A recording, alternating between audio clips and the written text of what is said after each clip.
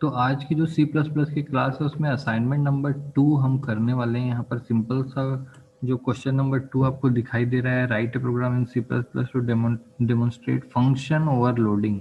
तो यहाँ पर एक नया शब्द आपको देखने के लिए मिल रहा है जिसका नाम है फंक्शन ओवरलोडिंग। सी में हम सभी ने फंक्शन के बारे में जरूर पढ़ा होगा।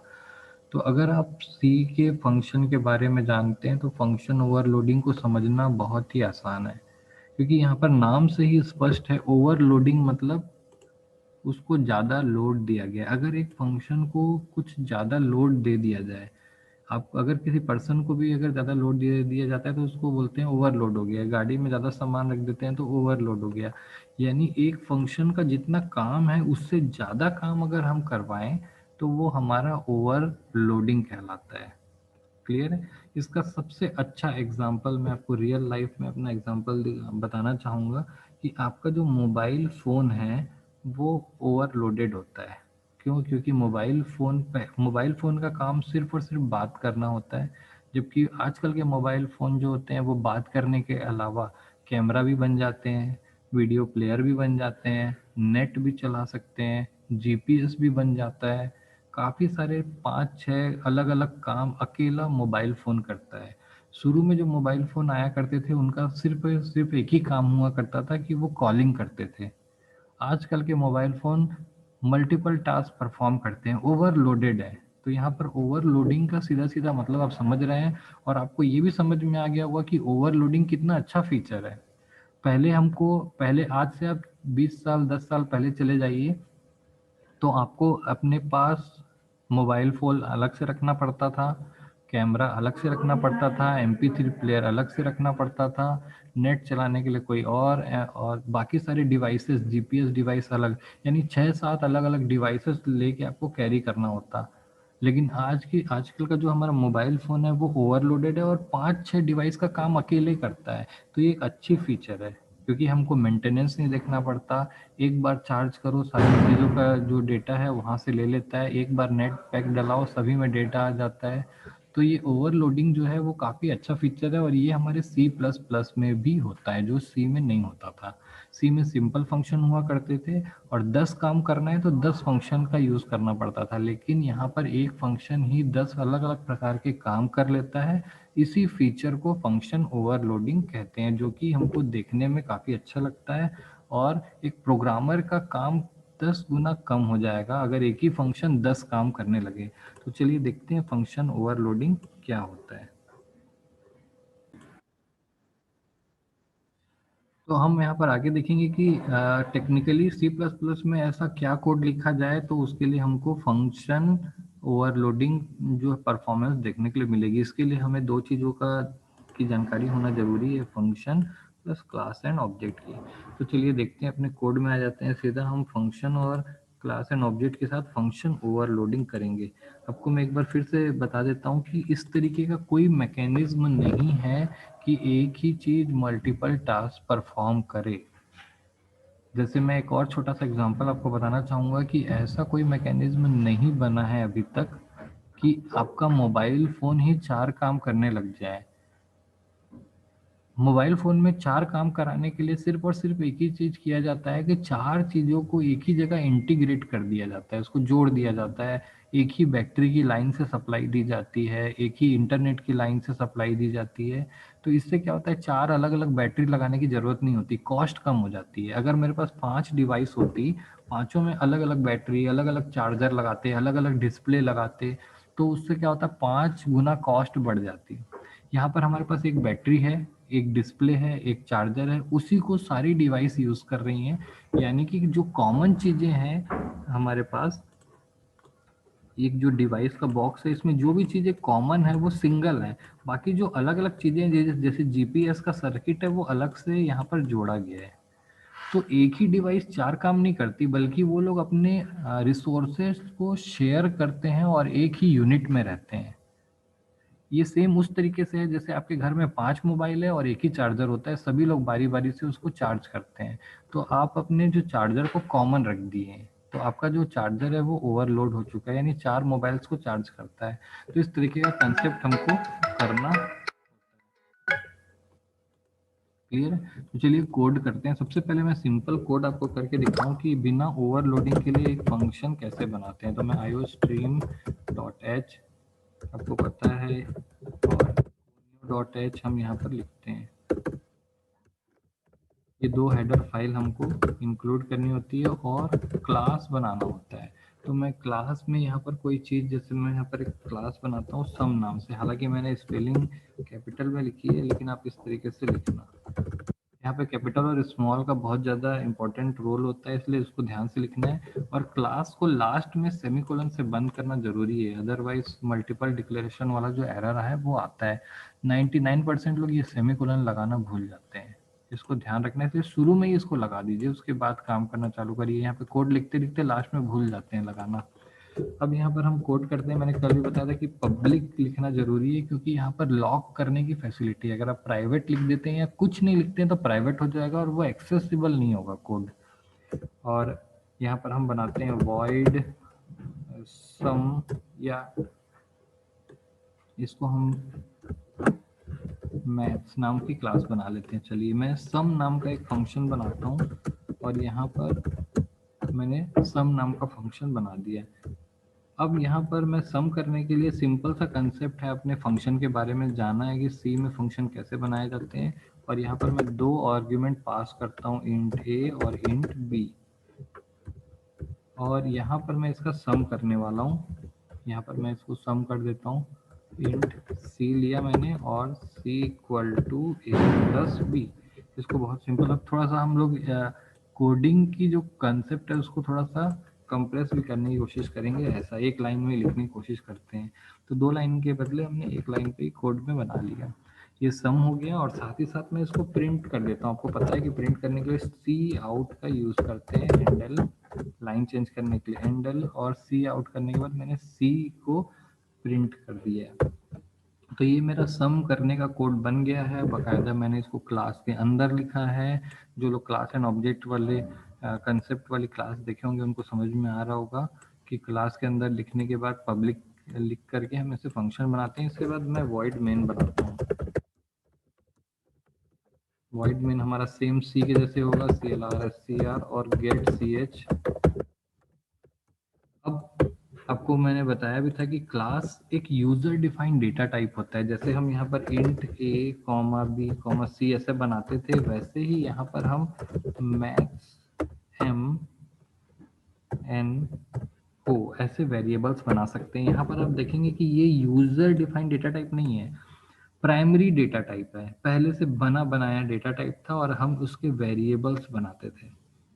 लेकिन यहाँ पर जो ये मैथ्स है ये यूजर डिफाइंड डेटा टाइप है, हमने बनाया है। यहाँ पर ऐसे कोई डेटा टाइप पहले से नहीं था, मैंने अपने हिसाब से डेटा टाइप बनाया। और ये सेम वही कंसेप्ट है कि आपने पहले मैगी खरीद के लाई और बने बनाए मसाले को मैगी में डाला और बना दिया। दूसरा, ये वाला जो लाइन है वो ये बताता है कि आपने मैगी का नूडल खरीद के लाया और मसाला खुद बनाया है आपने। ठीक है, तो ये क्लास जो है वो आपका यूजर डिफाइंड डेटा टाइप होता है और ये ऑब्जेक्ट जो है वो उसके वेरिएबल्स होते हैं, सेम इसी की तरह से। तो सी में हम क्या करते थे, पहले से बनी बनाई चीज़ों को यूज़ करते थे, अब हम अपना खुद का नया चीज़ बना रहे हैं।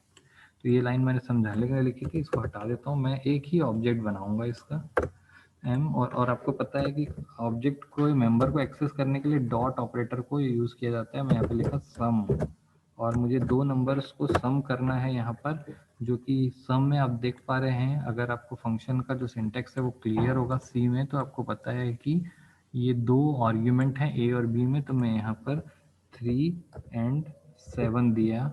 ये जो 3 है वो आपको पता चल रहा होगा कि जब इसकी कॉलिंग होगी फंक्शन की, तो ये जो 3 है वो कहाँ चला जाएगा, ए में, और 7 कहाँ चला जाएगा, बी में। तो ये ए और बी में 7 जो है रिटर्न होके इसमें आएगा 10, और आउटपुट आपका 10 आने वाला है। ये फंक्शन की कॉलिंग मैंने सिंपल बना दी है। यहाँ पर अभी ओवरलोडिंग नहीं की गई है, ये जो फंक्शन है ये ओवरलोडेड नहीं है, सिंपल फंक्शन है। ओवरलोडिंग थोड़ी देर के बाद हम करेंगे। इसको पहले सबसे पहले सेव कर देते हैं। हम इसको टर्बो सी में ओपन करने वाले हैं, इसलिए अपने सी ड्राइव में इसको TC bin के अंदर सेव करेंगे। मैं यहाँ पर CPP नाम का फोल्डर बना रखा है मैंने, और p2.cpp मैंने पहले भी बताया है कि इसका एक्सटेंशन cpp लेना जरूरी है, अगर ये नहीं लेते हैं तो एरर आएगा। तो P1 का जो प्रोग्राम था ये P2 में सेव कर रहा हूँ। ये हमारा प्रोग्राम बन गया जिसमें मैंने एक फंक्शन बनाया है और उसको कॉल किया है। यहाँ पर कुछ भी नहीं हुआ है, ये फंक्शन की बॉडी है।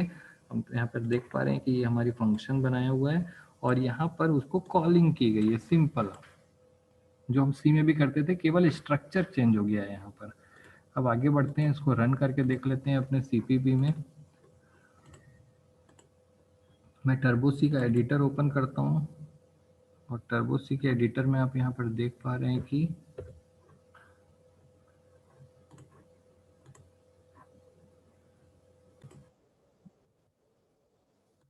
तो चलिए हम अपने जो कोड लिखे हैं उसको ओपन कर लेते हैं। यहाँ पर हमको दिख रहा है ये p2.cpp, इसको मैं ओपन कर लिया और आपको यहाँ पर देखने के लिए मिलेगा कि वो सारा कोड यहाँ पर आ गया है। इसको एक बार कंपाइल करके देखते हैं कि कोई एरर तो नहीं है इसमें। एक एरर यहाँ पर दिखाई दिया, स्टेटमेंट मिसिंग है। अच्छा, यहाँ पर सेमी कोलन जो है वो मिसिंग था। मैं इसको सेव कर लेता हूँ पहले, इसको रन करते हैं और ये फंक्शन की सिंपल कॉलिंग होने वाली है अभी, और आउटपुट में 10 आने वाला है, जो आपको स्क्रीन पर 10 दिखाई दे रहा है। अब हम यहाँ पर इसको ओवरलोड करने वाले हैं, इस फंक्शन को ओवरलोड करते हैं।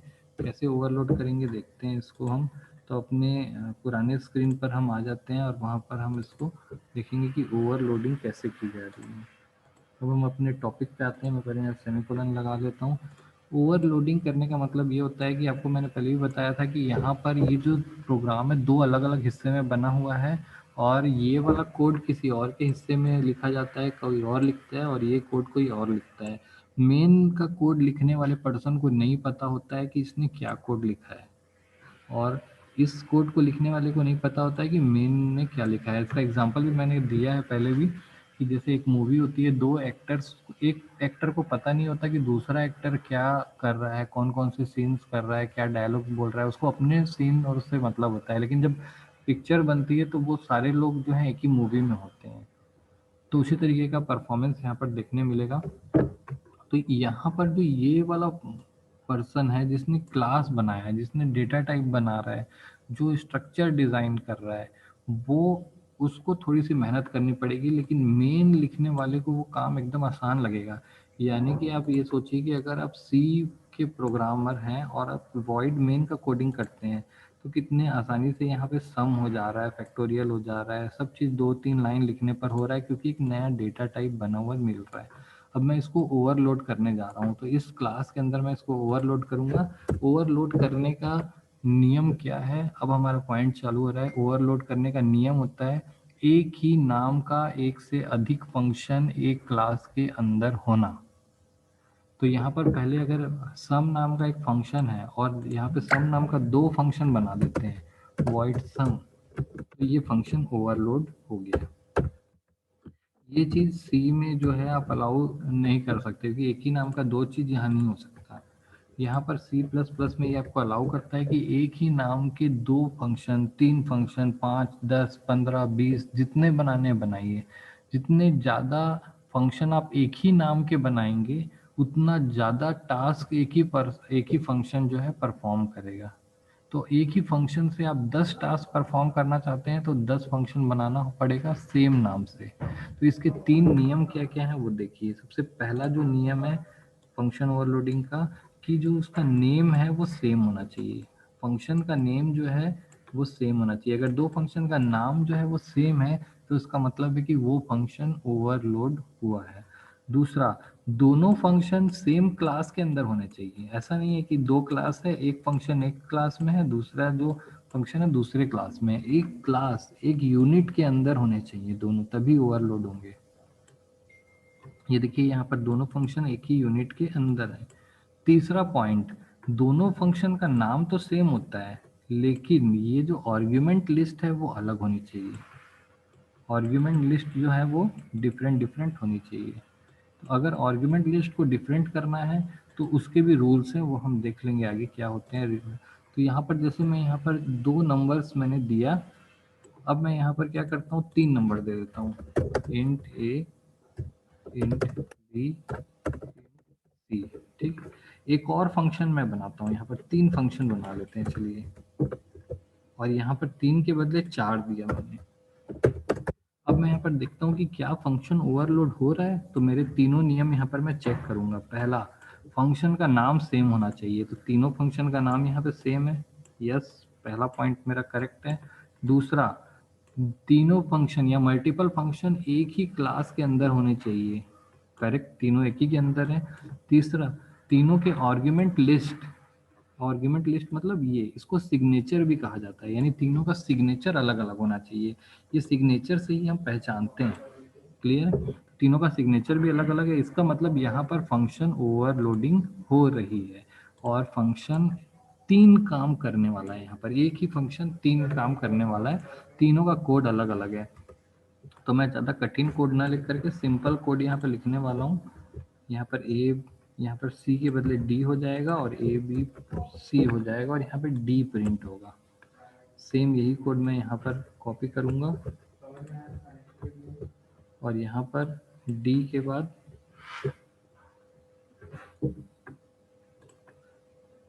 ये आपका हो जाएगा डी और प्लस सी और यहाँ पर होगा डी, यहाँ पर होगा ई और प्लस सी प्लस डी और ये ई को प्रिंट करने वाले हैं, क्लियर।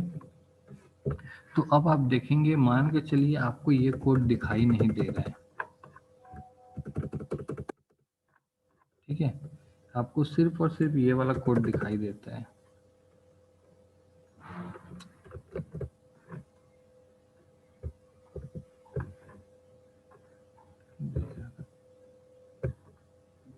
सर वहाँ इंट डी आएगा ना, वो चौथे वाले वॉइड सम में। यस यस, यहाँ पर हमारा जो फंक्शन है वो इस तरीके से ओवरलोडेड है क्योंकि इनके सिग्नेचर्स अलग अलग है। ये फंक्शन 2 नंबर को सम कर रहा है, ये 3 नंबर को सम कर रहा है और ये 4 अलग अलग नंबर्स को सम कर रहा है, क्लियर। तो यहाँ पर 4 अलग अलग नंबर्स को सम करने के लिए ये फंक्शन है।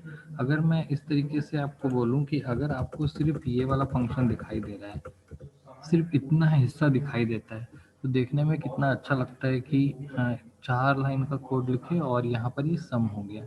लेकिन क्या आपको पता है कि फंक्शन में ये जो आर्ग्यूमेंट लिस्ट होती है वो फिक्स होती है। जैसे गेट सी एच में आप यहाँ पर ब्लैंक दे रहे हैं, यहाँ पर आप इंट 5 इंट 9 ऐसे दे देंगे तो एरर आने लग जाएगा, क्योंकि आपने फंक्शन में पढ़ा होगा कि हर फंक्शन में ये जो लिस्ट होती है वो फिक्स होती है।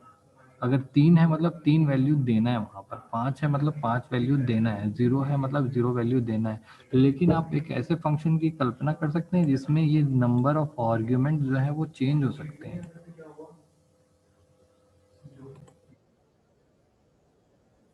तो इस तरीके से आप देख रहे हैं कि मैंने यहाँ पर सम फंक्शन को कॉल किया और इस तरीके से ये कोड बन गया और आपको सिर्फ इतना कोड दिख रहा है। तो आपको पता है कि इसका आंसर आने वाला है 10।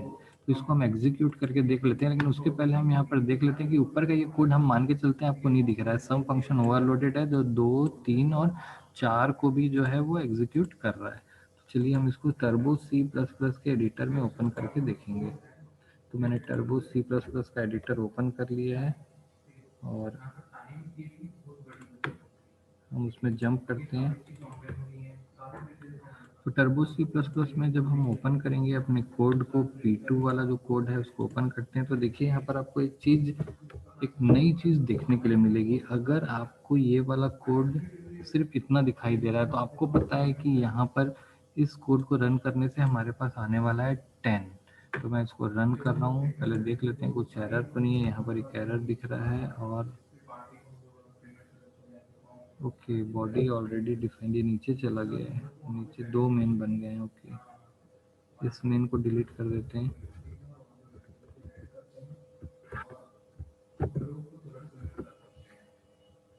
ये मेन, हमको ये वाला जो मेन है वो हम एग्जीक्यूट कर रहे हैं। चलिए एग्जीक्यूट करते हैं। यहाँ पर देखिए आपका आउटपुट 10 आ गया है यहाँ पर। लेकिन क्या आपने सोचा है कि अगर 3 नंबर को अगर सम करना होगा तो हम यहाँ पे आर्ग्यूमेंट बढ़ा सकते हैं। मैंने 6 लिखा, 6 + 7 + 3 यानी कि 16 आपका आउटपुट आने वाला है। 16 आ गया। अब 4 नंबर को भी ऐड करना है, तो मैंने चौथा नंबर दे दिया और 4 नंबर को भी ऐड कर दिया, ये 20 आ गया। तो यानी कि सम नाम का आप अगर मेन का कोड लिख रहे हैं तो कितना अच्छा है कि सम नाम यूज करिए, आपको बार बार अलग नाम यूज करने की जरूरत नहीं है, केवल सम लिखिए, वो 2 नंबर को भी ऐड कर रहा है, 3 को भी कर रहा है और 4 को भी कर रहा है। यानी एक ही सम जो है 4 अलग अलग काम कर रहा है, 2 नंबर्स को भी ऐड करता है, 3 को भी ऐड करता है, 4 को भी ऐड करता है। दिखने में कितना अच्छा और अट्रैक्टिव लग रहा है। हमको 4 अलग अलग फंक्शन यूज नहीं करने पड़ रहे हैं, सिर्फ एक ही फंक्शन यूज कर रहे हैं और वो 4 अलग अलग काम कर रहा है। ऐसा जादू इसलिए हुआ है क्योंकि ऊपर किसी डिजाइनर ने ये कोड कर रखा है। ये अपने आप नहीं होता कि 3 नंबर से 4, जैसे यहाँ पर 5 नंबर को ऐड करने का कोड नहीं लिखा हुआ है, तो आप यहाँ पर ऐसा लिखेंगे कि 5वां नंबर दे देंगे तो क्या एरर आना लग जाएगा। इस तरीके से एरर आएगा, क्यों? क्योंकि आर्ग्यूमेंट मिसमैच हो रहे हैं। आर्ग्यूमेंट क्या हो रहा है, सिग्नेचर क्या हो रहा है, मिसमैच हो रहा है।